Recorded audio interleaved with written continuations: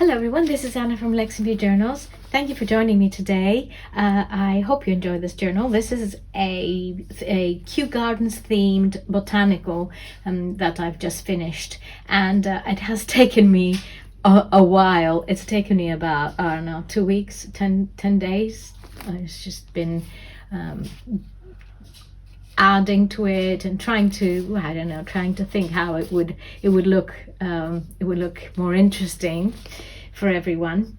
Before I show you the journal, I'm just going to tell you a couple of little stories about Kew Gardens. I mean, I know most of you know Kew Gardens, and they are gorgeous, really amazing, and we're fortunate enough to live near them. We live about 15 minutes away by car, and we used to live even closer, so we have been able to visit Kew Gardens a lot, and as members, so I felt that I needed to do something for Kew Gardens. I mean, something that would show Kew Gardens a little bit further out to the world, a little bit more, and make it more familiar to people. So just a couple of little, I just have a little ghost story from Kew Gardens. So there have been, people have seen ghosts apparently in Kew Gardens. I haven't, but they have, and one of them was a phantom party, and it was said that in the early 2000s, which is quite recent, a member of the Kew Constabulary saw lights by Queen Charlotte's cottage after closing time and went to investigate. He found a party in full swing on the lawn outside, illuminated by many lanterns, and all the participants dressed in Georgian costumes. Assuming it was an event being put on by Historic Royal Palaces, who managed Queen Charlotte's cottage, he radioed in and asked when the soiree was finishing. The control room stated that, as far as they were aware, no such function was going on, and they sent another constable to assist. Both witnessed the party for several minutes, and then everything went dark. Phantom parties have also been witnessed at Cambridge Cottage and at Kew Palace. So that's one, just for being so near Halloween. So I thought you might enjoy this little story. The well-known Tudor alchemist John Dee is also said to be haunting the gardens, and he lived in the 1500s. So it's been around in the gardens, haunting them for quite a long time. And so he was born in 1527, so you can get an idea. There have been taps that were going on and off at the Temperate House. So Kew Gardens is full of amazing things. I mean, it's a botanical garden, so there's a lot of research going on as well, and also it is full of things to see. They have exhibitions there at times, and they've got some beautiful greenhouses that are just amazing, stunning, with Amazonian plants and all sorts of things. So there's a lot going on there. So it's an amazing place. So let's have the journal. Look at the journal, inspired by Kew Gardens. Well, these papers are quite special, and it took a while for them to arrive. So I'm quite happy that I haven't got them in the end. So here they are, and I think that the cover is just very Kew Gardens. And whoever knows, any has been or seen photographs, understand what I'm talking about. And this is what these beautiful houses, glass greenhouses, have inspired me to do this as well, this journal. So this journal comes with this bookmark, and also I don't usually show my bags, but this one is just amazing, so I thought I'd show you. It will be inside this lovely fern linen bag, which is hand embroidered. So I think it's gorgeous.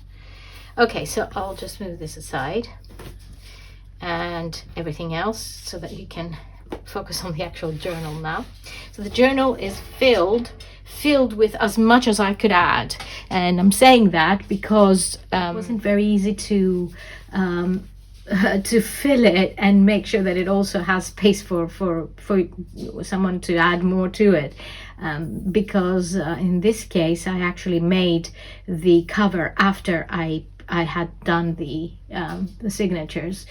So so there's a lot to look at. I have added quite a few dried flowers, so that gives it an extra sort of attraction. So there is this handmade paper. It is a paper that I have used before, with gorgeous little gold flowers on it, and yeah, really lovely. I have a card here from Cavallini, and it is closed. I haven't used it. I haven't opened it. So it's a card that I bought a couple of years ago, and I was waiting for the moment to use it in the journal. So this is at the disposal of whoever owns the journal, and I created this book. This is a juror, and I thought it really suits this vintage feel of the journal. And since Kew Gardens used to be Kew Farms in the past, and it has been there for centuries before it actually became the original botanical gardens that we have now. It easily belongs in this kind of idea, this theme. So you'll see quite a few stamps. These are the flowers that I have attached, the dried flowers. I laminated them, and I attached them here. So I laminated them obviously because they will fall apart if I don't. They would just fall apart because they're so delicate. But now they keep their, they're keeping their strength. And some more flowers here, and a side pocket. This comes from the graphics fair, this gate. The paper is lotka paper, all through the journal. Tea dyed, coffee dyed lotka paper. So that's also a fun feature, something a little bit different that I haven't kind of used before on the whole of a journal. And it's gorgeous for painting and coloring and mixed media, but also for writing as well. And there are lots of ephemera as well. Rosie from our atelier did a special month with her subscription box of Kew Gardens. So there it is. These are all the stamps that came. So she had made a page for it, and I added some things to it. So it's like an introductory, in a way, introductory page. And this is a pocket, and some more of these lovely pressed flowers. There's more here. And this is Kew College, and that's it is still there. It's actually a school. This was from 1865. It was the residence of the Duchess of Cambridge, and later on it became the school, if I'm not mistaken. And there's quite a bit. It couldn't be, I couldn't really fill it all with decorating because there has to be some space for people to do their own thing, obviously, and because it would be just too much for it in this case. So there's more of these dried plants. There's another lovely leaf here, and some feathers. I can't do without my feathers now. And these are antique plates of plants, and I really like this one, and that comes from the Graphics Fairy, from the free website where one can download whatever they like. Here's some stickers, and here I made a display of dried flowers. So I put the dried flowers through these windows, and they're there now. And I made a few with different colors, so all kinds of different colors, combinations, and I think this is personally I love this page, and this took me about a day just to make these. And this is the map of the area, and here as well.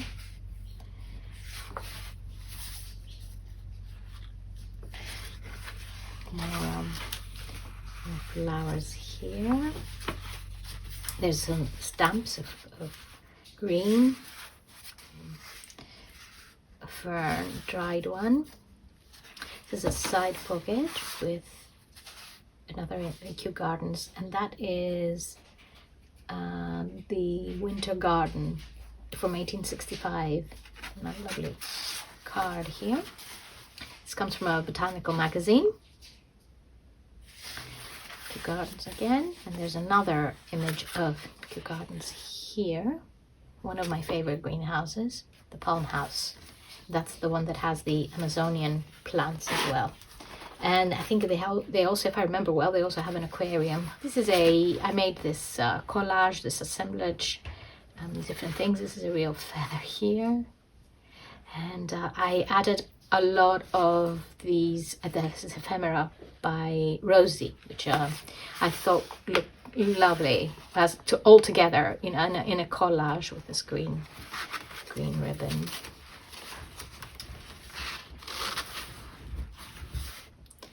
More greens. This is the oak tree. This is another very old piece of ephemera from Kew Gardens.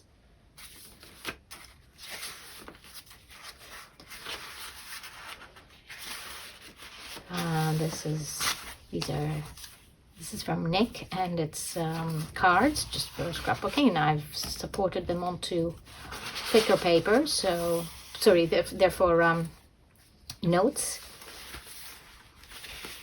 Another here, some more plants. Sorry, I stuck these together.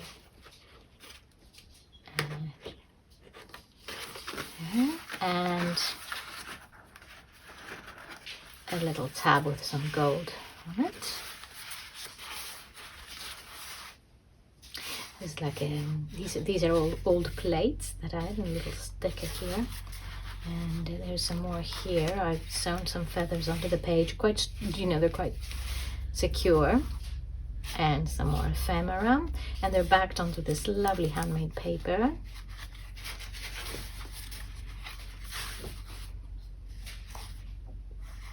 This is a little sticky tape, but it's botanical, so I thought it would be nice, and it's got a few on it, so I can use them. And there's a pansy, a little pansy. This is again another stamp of Kew. Some more of these here. In this green pocket. I mean, everything is obviously green because Kew Gardens is green. And here I created an image of with the plate, Victorian displaying of plates and of plants. This is the main, I think it's one of the main, no, it is the main gate. Late 1800s, I think. Another plate here. This is another old plate with some tape. And another one here. This is a stamp.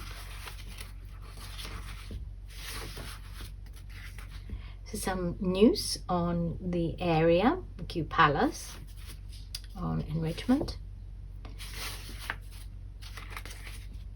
Another pretty flower here. Tag. Well, I had to be a little bit longer than usual. Another plant, a little leaf.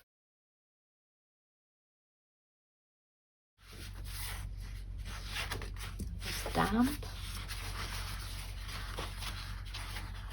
This is from another old postcard, Kew. And this is the pagoda in the background.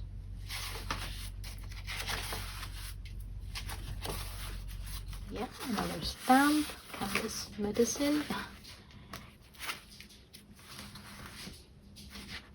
And this is the end, and another pocket here. So, this is the journal, Kew.